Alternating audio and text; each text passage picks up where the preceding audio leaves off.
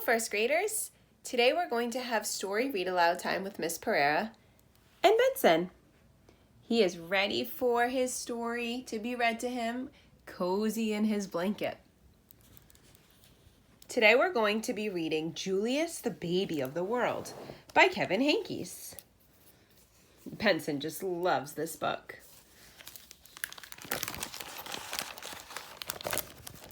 You might have noticed that Lily is in this story, but she has another character to introduce, her baby brother Julius.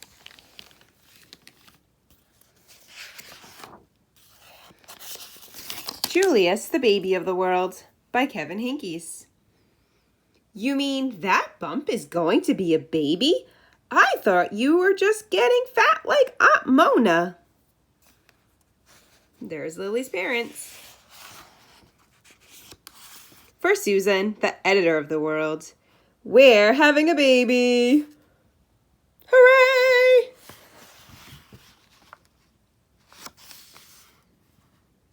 Before Julius was born, Lily was the best big sister in the world. She gave him hugs, she told him secrets, and she sang lullabies to him every night. These are for the baby. After Julius was born, it was a different story. Lily took her things back, she pinched his tail, and she yelled insulting comments into his crib. These are mine.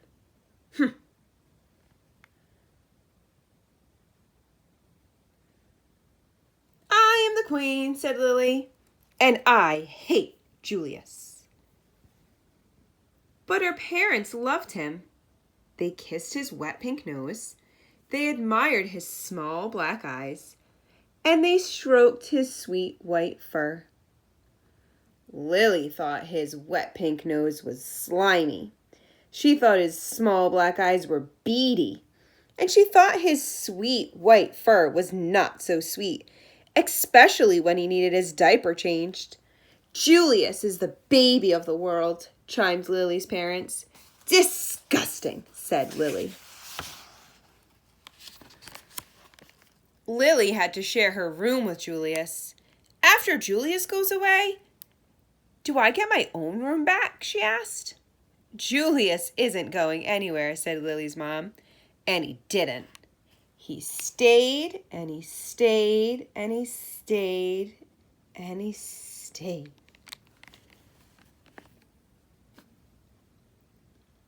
Lily was supposed to be very quiet while Julius slept. After Julius goes away, can I talk like a normal person again? She shouted. Julius isn't going anywhere, said Lily's father. And he didn't. He stayed and he stayed and he stayed.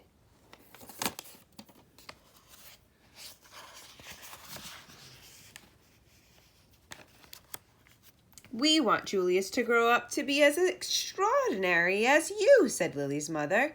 So we must tell him constantly how beautiful he is and how much we love him. We love you, Julius. You're beautiful, Julius. When no one was looking, Lily had her own idea. I hate you. You're ugly. We want Julius to grow up to be just as clever as you, said Lily's father, so we must sing him his numbers and letters whenever possible. A, B, C, D, E, F, G, H. 1, 2, 3, 4, 5. When no one was looking, Lily had her own idea. 3, 8, 1, 5, 9, 6. A, J, K, Z, B, S, C, H. Lily's parents were more than a bit doubtful about leaving the two of them alone together. Lily tried to frighten Julius with her nifty disguises. She learned magic tricks and tried to make him disappear. When that didn't work, she simply pretended that he didn't exist. Baby? What baby? I don't hear anything. Lily spent more time than usual in the uncooperative chair.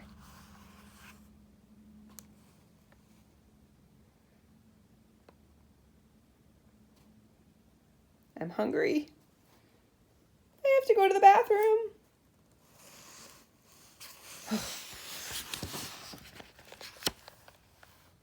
Lily's parents showered her with hugs and kisses and treats of all shapes and sizes. They even let her stay up 15 minutes later every night. It didn't matter. Nothing worked.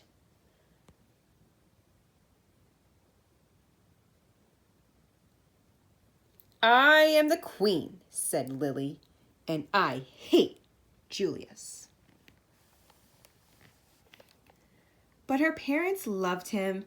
They kissed his wet pink nose. They admired his small, beady black eyes, and they stroked his sweet white fur. Julius is the baby of the world, chimed Lily's parents. Disgusting, said Lily.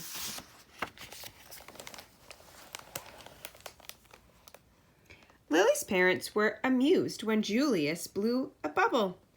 Can you believe it? They exclaimed.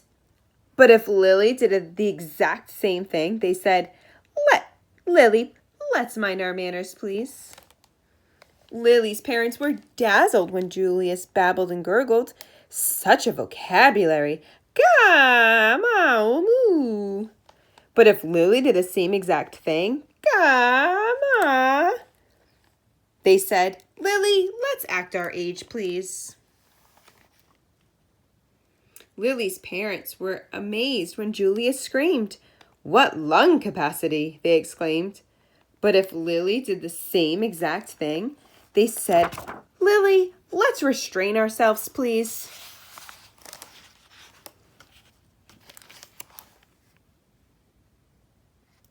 One morning, while Lily was busy playing opera, her mother said, Why don't you put some of that verbal exuberance to good use? Why don't you tell Julius a nice story? He's too little to understand a story, said Lily. He can understand it in his own way, said his mother. Okay, said Lily, smiling.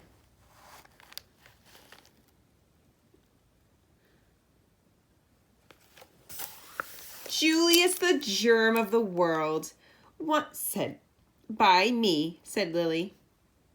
Once upon a time, said Lily, there was a baby. His name was Julius. Julius was really a germ. Julius was like dust under your bed. If he was a number, he would be 0. If he was a food, he would be a raisin. 0 is nothing. A raisin tastes like dirt. The end, said Lily.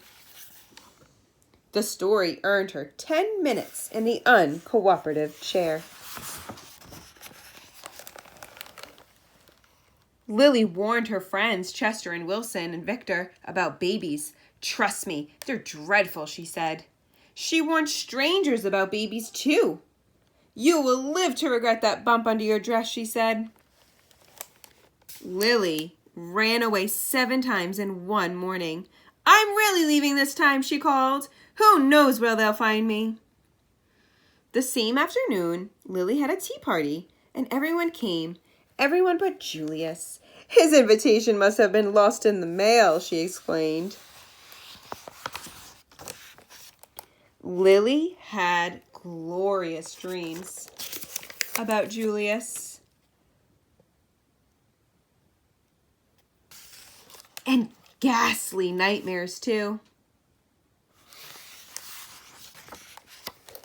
Lily's parents showered her with compliments and praise and niceties of all shapes and sizes. They even let her drink her juice out of the antique china cup. It didn't matter. Nothing worked. I am the queen, said Lily, and I hate Julius. My entire complete family, Lily, my new cup, Mom and Dad. That's all there is, really. But her parents loved him. They kissed his wet pink nose. They admired his small black eyes, and they stroked his sweet white fur. Julius is the baby of the world, chimed Lily's parents. Disgusting, said Lily.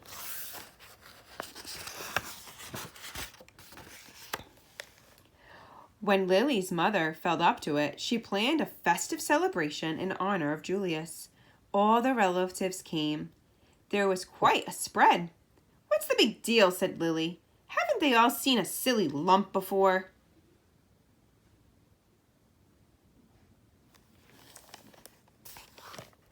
Apparently not. All afternoon, the relatives hovered around Julius. They kissed his wet pink nose, they admired his small black eyes, and they stroked his sweet white fur.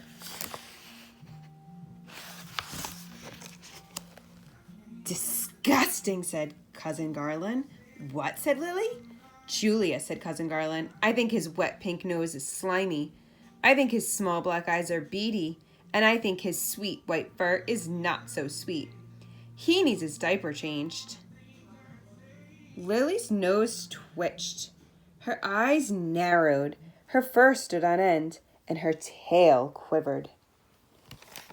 "You're talking about my brother," said Lily. "And for your information, his nose is shiny, his eyes are sparkly, and his fur smells like perfume." Cousin Garland was speechless. "He can blow bubbles," continued Lily. "He can babble and gurgle, and he can scream better than anyone." Cousin Garland tried to slink out of the room. "Stop," said Lily. "I am the queen. Watch me closely." Lily picked up Julius. She kissed his wet pink nose. She admired his small black eyes, and she stroked his sweet white fur. "Your turn," said Lily, handing Julius over to Cousin Garland.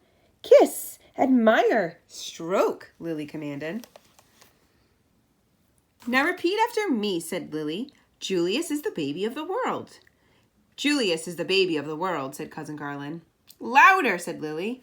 "Julius is the baby of the world." And from then on, he was, in everyone's opinion, especially in Lily's. We're almost twins. And that was Story Time with Benson. I hope you enjoyed listening to Julius the Baby of the World by Kevin Henkes.